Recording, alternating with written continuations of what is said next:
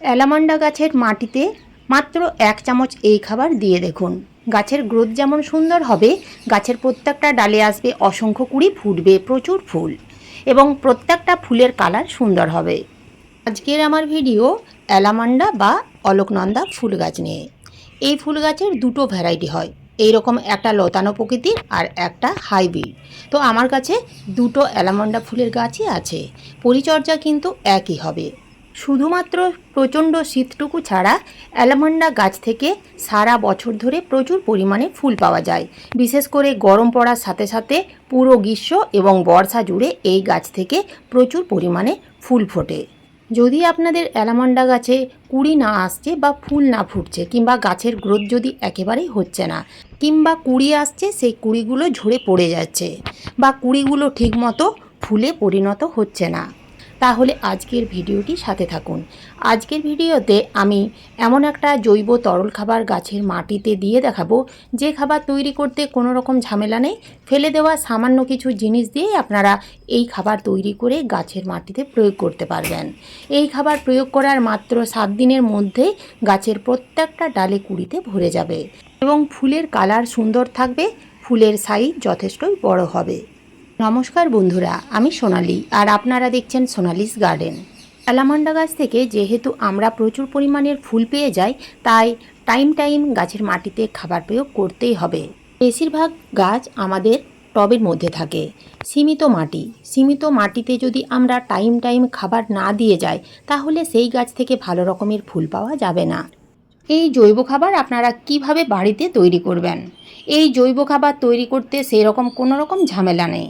শুধুমাত্র পাকা কলার খোসার সাথে আরও একটা উপাদান যোগ করে আপনারা এই জৈব তরল খাবার তৈরি করতে পারবেন।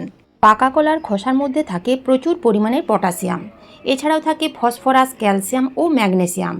গাছের মাটিতে যদি এই খোসা ভেজানো জল দেওয়া হয়, তাহলে গাছের শিকড় যেমন মজবুত হয়, তার সাথে সাথে প্রচুর পরিমাণের ফুলের সংখ্যা বৃদ্ধিতে এবং গাছের রোগ প্রতিরোধ করার ক্ষমতা বাড়িয়ে তোলে। তো এই খাবার তৈরি করতে লাগবে 1 লিটার জল। একটা পাত্রে 1 লিটার জল নেবেন, তাতে মিশিয়ে নিতে হবে 4 থেকে 5টি পাকা কলার খোসা। শুকনো পাকা কলার খোসা হলে ভালো হয়, যদি না থাকে তাহলে এই রকমই পাকা কলার খোসা দেবেন। জলের মধ্যে পাকা কলার খোসা মোটামুটি 6 থেকে 7 ঘন্টার জন্য ভিজিয়ে রাখতে হবে। 6 থেকে 7 ঘন্টা হয়ে গেলেই জলের সাথে সেই পাকা কলার যা কিছু পুষ্টি, সেই পুষ্টি মিশে গিয়ে সুন্দর একটা তরল খাবারে পরিণত হবে। তো সেই তরল খাবার কিন্তু আপনারা অন্য একটা পাত্রে ছেঁকে নেবেন। তার সাথে মিশিয়ে নিতে হবে 1 চামচ হলুদ গুঁড়ো। হলুদের মধ্যে থাকে পটাশিয়াম, আয়রন, প্রোটিন, এছাড়াও বিভিন্ন পুষ্টি। গাছে দিলে এটি প্রাকৃতিক ছত্রাকনাশক এবং কীটনাশক হিসেবে কাজ করে। গাছের মাটিতে যদি পিঁপড়ে বা অন্যান্য পোকামাকড়ের আক্রমণ হয়, তাহলে সেই আক্রমণের হাত থেকে গাছগুলোকে রক্ষা করে। খাবার প্রয়োগ করার আগে গাছের মাটিতে যদি আগাছা থাকে, তাহলে সেই আগাছাগুলো কিন্তু তুলে ফেলে দিতে হবে। টবের মধ্যে আগাছা থাকা অবস্থায় যদি আমরা এই তরল খাবার গাছের মাটিতে দিয়ে দিই, তাহলে কিন্তু আমাদের প্রধান যে গাছ, সেই গাছ কিন্তু সঠিকভাবে পুষ্টি পাবে না। সেই আগাছাগুলোই সেই পুষ্টি শোষণ করে নেবে। তাই আগাছা দেখা মাত্রই তুলে ফেলে দিতে হবে এবং মাটির উপরিভাগ একটু আলগা করে খুশে দিতে হবে। এইভাবে যদি আমরা প্রত্যেকটা গাছের মাটিতে খাবার প্রয়োগ করি, তাহলে কিন্তু গাছ খুব তাড়াতাড়ি সেই খাবার গ্রহণ করতে পারবে। জৈব তরল খাবার দেওয়ার আগে গাছের মাটিতে আমাদের 1 চামচ দিতে হবে এপসাম সল্ট, অর্থাৎ ম্যাগনেসিয়াম সালফেট। এই এপসাম সল্ট গাছের মাটিতে দিলে গাছের গ্রোথ যেমন সুন্দর হবে, গাছের পাতা থাকবে ঘন সবুজ, এছাড়াও ফুলের সংখ্যা বৃদ্ধি করবে, ফুলের সাইজ যথেষ্টই বড় হবে এবং ফুলের কালার সুন্দর থাকবে। 15 দিন অন্তর, অর্থাৎ মাসে 2 বার দেবেন। এই এপসাম সল্ট গাছের মাটিতে দেওয়ার পরে এই তরল খাবার গাছের মাটিতে দিতে হবে। এই তরল খাবার আপনারা কতটা পরিমাণ দেবেন? আপনাদের টবের সাইজ যদি 10 ইঞ্চির হয়, তাহলে 250 থেকে 300 ml পর্যন্ত দিতে পারবেন। সাধারণত আমরা যে গ্লাসগুলো ব্যবহার করি, সেই গ্লাসের 1 গ্লাস করে দিয়ে গেলেই হবে 7 থেকে 10 দিন অন্তর। এই খাবার মাত্র 1 থেকে 2 বার দিলেই দেখবেন গাছে অসংখ্য কুড়ি আসবে এবং গাছে প্রচুর পরিমাণে ফুল ফুটবে। যদি দেখেন গাছের মাটিতে বিভিন্ন রকমের খাবার প্রয়োগ করেও যদি গাছের গ্রোথ সুন্দর হচ্ছে না বা গাছে কুড়ি আসছে না, তাহলে আপনারা একটু লক্ষ্য করে দেখুন যে পটে আপনারা গাছ প্রতিস্থাপন করেছেন, সেই পট গাছের তুলনায় ছোট হয়ে যায়নি তো? যদি আপনাদের গাছ ছোট পটে আছে, রুট বাউন্ড হয়ে গেছে, অর্থাৎ পুরো শিকড়ে টব ভরে গেছে, তাহলে আপনারা সেই ছোট পট থেকে গাছটিকে বড় পটে রিপোর্টিং করুন। তবে রুট বল ভাঙবেন না, শুধুমাত্র এই বর্ষায় ছোট টব থেকে গাছটিকে তুলে বড় টবে মোটামুটি 8 থেকে 10 ইঞ্চির পটে রিপোর্টিং করে দিন। অ্যালামন্ডা গাছ ফুল সানলাইট ভালোবাসে, তাই গাছের গ্রোথ বৃদ্ধির জন্য এবং গাছ থেকে প্রচুর পরিমাণে কুড়ি বা ফুল নেওয়ার জন্য গাছগুলোকে ফুল সানলাইটে রাখতে হবে।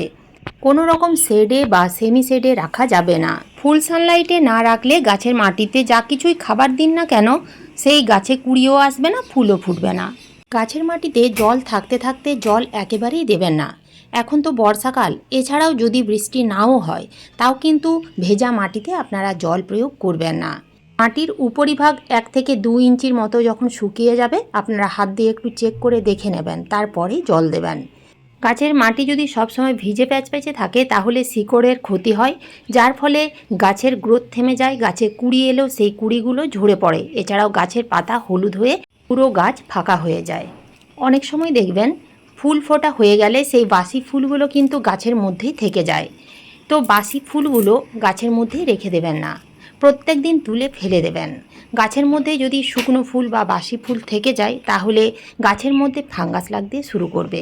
এই ছোট্ট ছোট্ট টিপসগুলো ফলো করেও যদি আপনাদের অ্যালামান্ডা গাছে কুড়ি না আসে বা ফুল না ফোটে, তাহলে আপনাদের অ্যালামান্ডা গাছের মাটিতে কিংবা গাছে অনুখাদ্য অর্থাৎ মাইক্রোনিউট্রিয়েন্টস স্প্রে করতে হবে কিংবা গাছের মাটিতে প্রয়োগ করতে হবে। মাইক্রোনিউট্রিয়েন্টস দানা ফর্মে পাওয়া যায় এবং লিকুইড ফর্মেও পাওয়া যায়। আমি আমার প্রত্যেকটা গাছে বায়োভিটা এক্স ব্যবহার করি। আপনারা চাইলে অন্যান্য অনুখাদ্যও গাছে স্প্রে করতে পারেন।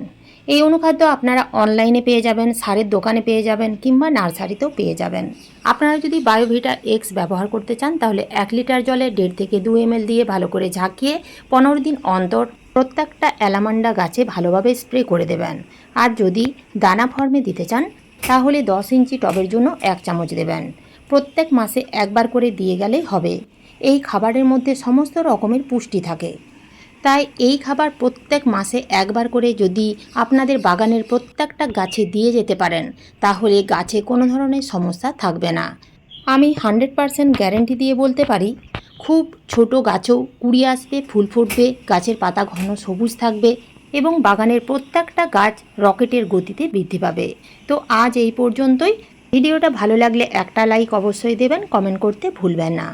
যে সকল বন্ধুরা আমার চ্যানেলে আজ প্রথমবার ভিডিও দেখছেন সেই সকল বন্ধুদের কাছে অনুরোধ রইল আমার চ্যানেলটিকে সাবস্ক্রাইব করে পাশে থাকার।